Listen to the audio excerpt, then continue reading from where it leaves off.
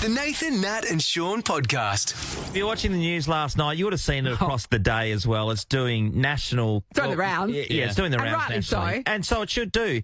The man from Bull Creek, he's been arrested over driving... First of all, it was... Allegedly. Yeah. He's been arrested this morning, charged. Sorry, Nat. Yes, he has been charged, yeah. So anyway, allegedly driving erratically, coming down Sterling Highway. He was in a Jeep Cherokee, which looked cool by the way. I just want to put that out. I was like, that's a cool car.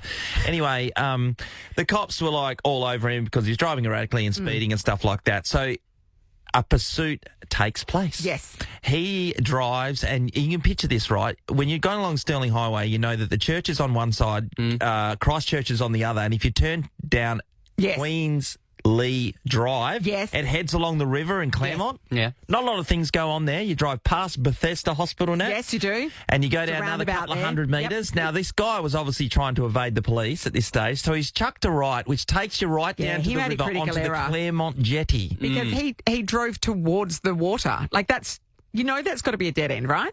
Well, clearly didn't know the area that well. I know, but you know where the river is. You can see it. And what about Claremont Jetty is definitely a dead end. Definitely a dead end. Absolutely. As he discovered. So he's driven up Claremont Jetty, tried to turn himself around, and there was a big standoff before he tried to peg the car and just go hard as he could at the cops, and he's just ended up going into the water. Now, they were saying in some of the stories that he just thought he would drive off the jetty into the water. You don't reckon that's what he did? No, I think if you look at the footage, he just got crossed up a bit. Sean has forensically examined the tape. Yeah, got the wheels spinning a little bit, and it forced him into the water, which again was another standoff with police because he was just standing on top of the car for such a long period of time. Where are you going to go? Then he dived into the water and they tackled him, right? And then they took him off. The TRG were there and everything. It was a whole big thing. It was a lot. In Claremont. It was a lot. That sort of thing doesn't happen in Claremont. No, but you got to think about this guy. Area. I mean, the guys from Bull Creek, you talked about knowing where the river was, Nat, but clearly he took a wrong turn. He's trying to get away from the cops. And when you take a wrong turn, it can put you in a bad situation. Are you now going to give everybody instruction on how to get away from the cops effectively? Well, if you want to listen around, of course I will. This is how I do it. A wrong turn does get you in trouble, though, doesn't it? I love nothing more than the people that you see and they're like, oh, we were just following the... GPS. The GPS, Well, there was one, I think it was in China. A guy went over a bridge that was unfinished and dropped about, 5 to 10 metres. Onto a motorway below it. Just kept going over the bridge. Yes. It wasn't finished. It stopped. It was a cliff of a bridge. Because the GPS sent him that way. Down he went. That's amazing. It was wild. What about when you're on holiday and you take a wrong turn, you end up in a strip? No, I used that for an excuse once. Yeah. Didn't get it. What am I doing in here? How'd that happen, Once. Sean? Again. Good to have you back, Sean. We want to know, have you taken a wrong turn and where did you end up? Talia, hello. Hi, guys. Morning. Talia. Hi, Talia. What happened when you took a wrong turn?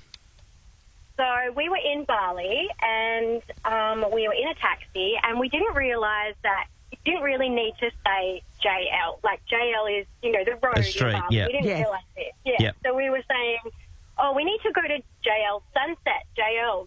And he was like, okay, yes. And he took us to the jail. Karabakan. Yes. So, the jail instead of the clothing store that we wanted. Imagine that's not nearby as well. No, it was very, very local and we looked very out of place. Yeah. That's a rip-off. Oh, man, that's a trap for young players, isn't it? Yeah. A seasoned Bali goer like you would never fall for that. Oh, but if you're a first-timer, you don't know. That's great. Oh, that's fantastic. It took me a while to work that out too. Sean knows the name of the jail as well. Yeah, Karabakan. I know there's a book, but Sean really went straight there. No, but that's because, Yeah. Old mate was there. Old mate was there. Oh, yeah. Yeah, just living it up. Yeah, right. Wearing a boogie board, the whole story. Allegedly. Thanks, Talia. Steph's in Linwood. Hi, Steph. Hi, guys. How are you? Good, Steph. Steph, did you take a wrong turn? I did, yeah. A friend of mine had this really nice dress. I wanted to borrow it, for a night out. So she was like, yeah, you can come pick it up. She gave me her address because she just finished building a house with her husband. I hadn't been there before in Piara Waters. So I follow the GPS to her place and all of a sudden the road starts turning into sand. And I'm thinking, what the hell is going on? This doesn't quite look right. But the GPS was saying, just going straight, it's just up here. I'm thinking maybe they haven't put the road in yet because it was like a new estate. So I just followed and went along all this building sand, and all of a sudden I bogged in the middle of Piara waters. So I have to call my friend, and I'm like, hey, I'm completely bogged. And she's like, you've just missed my house. She's like, I saw you drive past my house anyway. And you drove into the sand pit. I did. I bogged. So her husband had to come and pull me out with his ute. That's humiliating, isn't it? Steph, what kind of car were you driving? Like a Ford Focus. What are you doing? That's very boggable. What are you doing, Steph? I don't know. I just trusted it. It was like, keep I know. going. And I was like, I don't know. Yeah, But, it's telling me to, so okay, I will. Yeah, you assume that the map knows more than you do. Do you know what I mean? Yeah. And don't you have a go at her getting bogged? You got bogged in a four-wheel drive on the beach. drive, so it's expected. Well, that's even worse that you get bogged because it's a four-wheel drive. Yeah. Thanks, Steph. Diana's in Mozzie Park. Morning, Di. Morning, guys. How you going? Good, Di. Okay, where did you take a wrong turn and what happened? Oh, my God. We were, me and my now husband, we were in Vermont on a snowboard trip, trying to show off, and we'll take a rental car, go out and see the snow that you guys don't see here in Perth. Yes. And then, with the high cart, had this new fancy sat-nav first-generation thing, and we were, playing with it, put in coordinates to where we were staying, nice, beautiful lodge. And we're, seeing the trees, the forest, the snow. And all of a sudden, I think we were taking a wrong turn because there was no road, because it was looking like snowbanks and people's houses. And I said, I think we should go back to the main, street. We must have gone off the rail somewhere. And then we said, it's probably best because the snowbanks are, up to your doors. So you don't want to run into that. No. You're going to go down, someone's laneway and driveway. So we decided to go, look, there's a driveway, we can do a safe U-turn. So we decided to, go and head there. And as we approached the house, and it's like one of those, Hollywood houses that you see, very Americana, then all of a sudden the lights go on, and you're like, that's very strange. They must have a sensor thing, because this is 11, 10 o'clock at night. Yes. So it's quite dark and everything, and you really can't see. So all of a sudden the light goes off, but then you can make out the shadow was in the doorway. And all of a sudden it's a dude with a shotgun. Oh! And I was just like, oh, my God, I think we make a U-turn quick smart. Yeah. So after that, pretty much, I think he was just hovering off of the doors, and it became very much of a horror nightmare kind of sort of Hollywood movie. Yeah. And as far as showing off Lovely your beautiful snowboard. country to an Australian, you didn't do a great job, really. You just you made him learn the realities of gun culture. Yeah, so it's very real. He said that, and he was driving, so it's very back to front in the American way. So trying to grab the, reverse on the. Of course. on the You couldn't even get out of there quickly. Ty, how frightening. Yeah, that is. Yeah. How did you manage to score yourself an Australian husband, by the way, Di? I know. I bumped into him here in Perth about almost 20 years ago. Oh, cute. Oh, Nat hasn't found one. Yeah, So you took one that I could have had. How rude. I know. Colin Aussie, very Southern California surfer guy, too. So. Oh, right. Nice work. This is the Nathan, Nat and Shaun podcast. My worst nightmare happened in a news story yesterday, Shaun. So a lady called Carletta was at a Mexican restaurant in America. Of course she was, Carletta. Carletta, having a margarita, just, enjoying her life and just having a great time. And she felt something sort of drop on her head and she went, oh, that's weird. And then she looked around and in her glass, in her margarita, was a baby snake. No. Oh, sorry, it hit her head and then So fall it's into either, I don't know if it fell out of a tree or if a bird dropped it, whatever. And so it bounced off her head into her drink. And there's a picture of this little snake curled in her margarita glass. How much do you have to love? Wow. How much That's do you no have to love? spicy margarita, Ross. Yeah. You'd have to really love your margaritas if you want to proceed somehow. Just say you really wanted to keep. How would you proceed? No, I would proceed my wife would. by yeeting that thing so far it would go into your orbit. There's no way. I'll just buy another margarita. I'd want probably some shots after that. Yeah, But they put what are the worms? They put worms in alcohol. Yeah, they're not live snakes. It's a live snake, mate. Valid point. My wife would push through. she literally, we've just come back from being away, and every day she's having a couple of margaritas. She would literally push the snake to the side and just go. and give it a smack to stop it from drinking any of it. No, that's mine. That's get away. This is the Nathan, Nat and Shaun podcast. Quiet. Quiet, please. Quiet. It's time for Pet Tales. Nathan, Nat and Shaun are positively perfect. And petcircle.com.au hand delivers the next day. Local warehouse, local delivery drivers helping you pet better.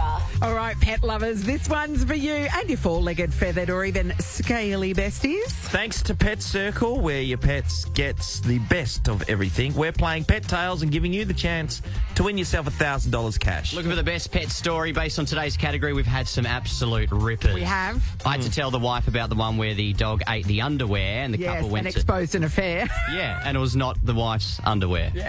That was yesterday was all-time high. And who dug a hole? No, what your pet dug a hole? Were somehow great calls as well. Exactly. Well, today we wanted to delve into the world of mongrels, Shaun. The mongrel, yeah. For Good sure. old-fashioned Good old mongrel. Aussie mongrel, Nat. What we're looking for is the most random mongrel combination that your dog is. Have you had a dog that's just an odd combination of two different or more different breeds? Gee, you hear some funny ones when I you're know. down the park. Because Yeah. you're looking at them and you go, what the hell is that? Yes, exactly. That's when, if anything's got like corgi or, I don't know, it's got the little dogs in it. So it's like a big dog's body with little tiny legs. Makes me laugh so much. Yeah. There's a border collie corgi cross that I've seen that is just, and his name is Shorty, and it should be called Shorty because it's just got a border collie body. Yeah. But then these tiny little stumpy legs. Yeah. It's too cute. Bali dogs are like that. Yeah, they I mean, are, they're the yeah. ultimate mongrels. Yes, aren't they just? They are the ultimate mongrels. All right, we are looking for the most random mongrel combination that you've ever owned. We're going to start off with Johnny straight away. G'day, Johnny. Hey, mate, how you doing? Awesome. Good, Johnny. Talk to us about your mongrel. Oh, mate. Natalie, that sounded very sexual. Sean, I'm talking about a dogs. combination of a pug and a Cavalier King Charles. The Pugalier. Yeah. So, And what does she she's look got like? Long ears, long legs, and just a pug face. It doesn't look right, to be honest. The pug face on anything doesn't look right. The pug face on a pug doesn't look right, let's be honest. Yeah, you've got a point. Yeah. I mean, cute, though, in their own way, We're aren't watching. they? Oh, the Pugalier. Yeah, we're looking at a Yeah, photo we're of it right looking now. one now. They actually look pretty good. Yeah, it's got like the Yeah, they're not the worst. You should see this one. I'm going to have to get a photo and send it through. Yeah, definitely. What's your dog's name? Luna, actually. Oh, Luna. That's Oh, a that's very a dog popular name. name. That's Yeah. it's the new Bella for female dogs. All right, Johnny, you hang there. Let's go to Brooke in Kwinana. Good morning, Brooke. Good morning. How you going? Great, Good, Brooke. Tell us about your mongrel. So we used to have a corgi cross kelpie. yeah. She's died now. Yes. But yeah, and then my mum has also got a frug cross dachshund.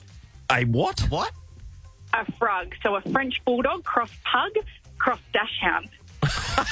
That's a I lot. love a frog. Frog. Yeah. Love the name. Yeah. I know So there's cute. down at our dog park for a while there we had a dog who was a fridge. She was a French bulldog crossed with a ridgeback.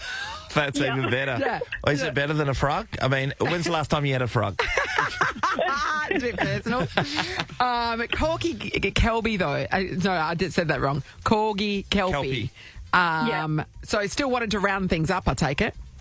Yes, she did. So we used to live up north, and we moved to a property where the neighbours had sheep, and she actually got through the fence and unfortunately killed one of the lambs because she was trying to round it up because she still had the kelpie in her. But kelpie. yeah, it was quite funny trying to But watch funny this. little short legs on her. I know. Yeah. Not designed for running. But she still had these, like, really long, flappy ears as well. So, Yeah, right. she was, quite cute. But, yeah, unfortunately, she passed away. Yeah. They don't live forever. It's sad, isn't No, it? that's true. Thanks so much. Let's go to Jen in Coolbellup. Hi, Jen. Hello, how you going? All right, Jen. Jen. Tell us about your mongrel. So, growing up, I lived next door to a Dachshund cross German Shepherd. What? I mean, they're both German, so that works on a cultural tiny level. little body, it still sort of had the German Shepherd head size, like the snoot, like long nose, and really long hair. We're looking at a photo of one. Yeah, it's got the head of one dog and the body of another. Yeah, it was hilarious. I mean, there's some questions to be asked about the parentage, isn't there? Like how from a logistical point of view, Sean, how does a Dachshund and a German Shepherd, and you had a German Shepherd, so you're well qualified to answer this. Okay, how do they get it on? Okay, here we go. Caitlin Bassett told me this. When you're laying down, when you're both laying down, you're the same size. Now, I don't know if you've seen two dogs going at it, but they don't lie down. Well, I've seen them get stuck because there's two different combinations that don't work, and that doesn't go there because it doesn't go there. I mean, presumably the German Shepherd was the father, right? Yes, I'm guessing, because it'd be too high for the... Otherwise, if the Dachshund was he'd need a ladder. I know, otherwise the German Shepherd's really got to bend down. That's taking the dog pose to the next level. Some of them do have the very sloping hindquarters. Oh, they do too. Maybe that's it. Maybe we looked at it the wrong way. The logistics of it, all right. I mean, you've got to think about these things, Ross. No, you don't. You do. You see sometimes some really tall guys walking down the street with really short partners. Yeah. Yes. Well, you're lying on the bed. I have a cousin who's in that scenario. He was a basketballer in his day, second cousin of mine, and his wife is very short. And he's just like, I'll show you a photo in a second, because it's like, what? Anyway, we digress. So we have to pick a winner. We've got $1,000 cash up for grabs from Pet Circle. I think, yes. I think we're all in agreement that the mind-blowing logistics of a Dachshund crossed with a German Shepherd is the winner for us. Well done, Jen. Yay, thank you. I know, exactly. That's a combination we can get around. $1,000, you enjoy spending that on whatever you like. Treat yourself. Amazing. That'll be great for my wedding. We'll go towards good on you. I think. When are we getting married, Jen? In August. Oh, okay. Oh, nice, good luck, nice, Jen. Nice. Congratulations. So not too far away. You're in the home stretch of the organising, yeah? Yes, thank God. Now you're just trying to raise cash by winning radio competitions. Well done. Knocked another grand off. We've got another $1,000 up for grabs tomorrow. We'll have a new pet-related category. It's the Nathan, Nat and Sean podcast. New show premieres tonight, Sean. It's called The List. It stars 2/3 of the inspired unemployed. Someone's not carrying their weight, you know what I mean? Well, Jack and Falcon join us now. Good morning, fellas. Morning. How are we? Hello. Good, thanks. So can I just quickly say, is the reason you're slightly delayed in coming to talk to us is because you're getting a photo with Maggie Dent, the child expert? Yeah, she gave us some tips then. And as we just found out, we're like, oh, where do you live? She's like, oh, yeah, I grew up in I'm from Gerringong. And we're like, we live in Gerringong. Yeah. Like, what a small town, isn't it? Yeah, literally. I grew up in Gerringong my whole life, but we live in Kiama. But it's like 10 minutes away. Yeah. So weird. Small world. Small world. How big is that? And then tell me how big Kiama High School is when you first caught up with each other. What kind of population as well? Well, I think Kiama's 20,000, I'm saying. I don't even know. That's right. And I think Gerringong's like maybe 5,000. 5 or 10 now. Be getting bigger. But then, so you have like Kiama High would be Gerringong, Kiama, Minamara, where I was from, and Jamberoo. So the 5 closest towns, which are not far and they're not that big, they all go to Kiama High. So, and Falcon was pretty much inbred, if I say. So it's not, you're not inbred, but you're related to every person at school, pretty much. So my dad is one of 9, and he lives in Gerringong. Right. My mum is one of 12, and she lives in Berry, which is like 10 minutes away. So I got a big family. So he couldn't pervert anyone because he's not his cousin. They were all cousins. Falcon, I'm from a big family as well, and constantly I get asked, people say, oh, I met your cousin, and I don't know who that is, because that could be one of just a list of thousands, to be honest, and you just kind of nod your head, and people come up to you and say, oh, yeah, we're cousins, and I just go, oh, yeah, great. I don't even know if that's true or not, but I just go with it. Honestly, and then even at like Christmas, like on my mum's side, we have to do Christmas like 2 weeks in advance because there's just too many of us. And I'm literally, it's like a festival. I'm walking around like, did you introduce yourself to someone? That was your cousin? That was you. You did that, didn't you? Yeah, I got quite a big family too.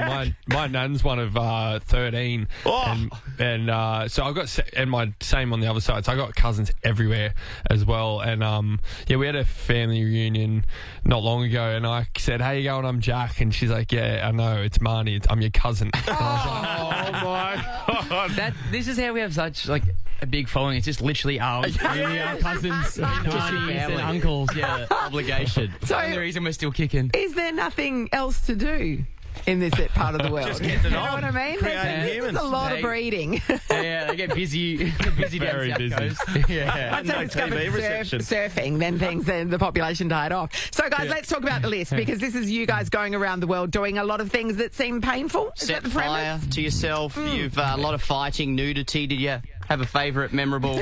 Yeah. Oh, man. Yeah, there was a bit of pain involved. Favourite moment from the trip? I mean, well, Jack got bashed pretty bad in Malaysia. Well, see, that was your favourite bit. But you chose to, right? Was that with a big group? Was that like a big mosh pit of just shirtless people? Yeah. So it was like, it's called Silat martial arts. So it's in Malaysia. And we went there to get, initiated into their fighting group. And, every year they initiate like 4 or 5 people, and they have this thing called the Royal Rumble. So you do all these like we got one practice how to fight, and then the top 5 people that get initiated go into the middle of like a group of like 30 to 50 people, and they got to protect each other, the 5, and the rest just come in and just try and kill you pretty much. So this is Malaysian really Fight Club is what it is. Yeah. And they didn't. So our producers were trying to explain to this group of 40 excited, kind of anyway. How old were they? Like 13 to up to like 30. Yeah. And they had no idea what was going on. They didn't really speak English, so they were just like, I can't wait to go to school tomorrow and brag that I just bashed someone. Yeah. And we could see that in their faces, but we all kind of were like, I think we're in for a bit more than we've bitten off. We can chew here, and once it started, I don't reckon. I don't think I've ever been that frightened in my whole life. Yeah, because you don't strike me as fighters. You strike me as lovers. No. And the one rule was no face shots. And I came out with. We'll have to show you. We're going to post a photo tonight on our Instagram. But I had. I was cut open from the top of my head to the bottom of my chin, pretty much. Like fully bleeding. That's like them not hitting your face. Imagine. And Jack, they're only, how tall are you? Because those Malaysian kids, you think you'd be able to take them on individually, obviously, but when there's a swarm of them. Pack. All I can say is Falcon was nowhere to be seen. Save yourself, save yourself. But yeah, it was a flying knee to the head. No, it was flying kick. Flying kick. The guy just ran, the flying dragon. Yeah. He just come in and just cracked me. And, but, you just should have seen him. Exactly. Yeah, he was absolutely fine. Stole his lunch. I got him in the car park later on after the cameras. You know what's even heavier? He was coming up to me after, and he wasn't even saying sorry. He was bragging about it. He's like, that was me. I was like, you. Hey, there's one, and I don't know if this happened in Japan. Is Japan when you went under the water? Where was that exactly? Because I've seen that before, and can you give me the understanding of, is it monks that stand under that unbelievably freezing cold water? Yeah, that's right. It's like you're well-travelled. It's a cleansing thing. Yeah. So we trained with these the Yamabushi mountain monks. So you do like this ritual and stuff, and then they stand under this waterfall. It's freezing cold, and it's to like cleanse yourself and get out of your head. I don't think people know how hard that thing was falling. It doesn't look that bad, but when you're under there, it was and cold. Funny. How cold? Yeah, it just felt like bullets, but it was that heavy, and you can't really tell. I mean, we're trying to justify it, but it was hitting that hard. It was hard to even stand under. Yeah. So that was. Did you reach a Zen state? We did. No, I got told I was going bald from the monk. That's nice. And what was the time? Because there's a specific time they try to get you to stay in there, or for the monks anyway. So they sing like a ritual song, and you just got to stay under the whole time. And it felt like, I don't know, maybe it was like... Were they dragging it out? 3 to 5 minutes, I think you was on repeat for a while, this song. It's like, I've heard this chorus before. Get me out. Well, this sounds like the worst Kentucky trip of all time. It's going to be fun for the rest of us to watch. It is called The List. Check it out tonight on Channel 10 at 7:30. Jack Falcon, thanks so much for joining us this morning. Stay safe. Can't wait for season 2. Geez, what are they going to do to your head? Thanks, guys. If you need security, let us know. We're here. You got our backs. Thanks, guys. Hey, fellas. Nathan, Nat and Sean is a Nova podcast. For more great comedy shows like this, head to novapodcasts.com.au. Nova.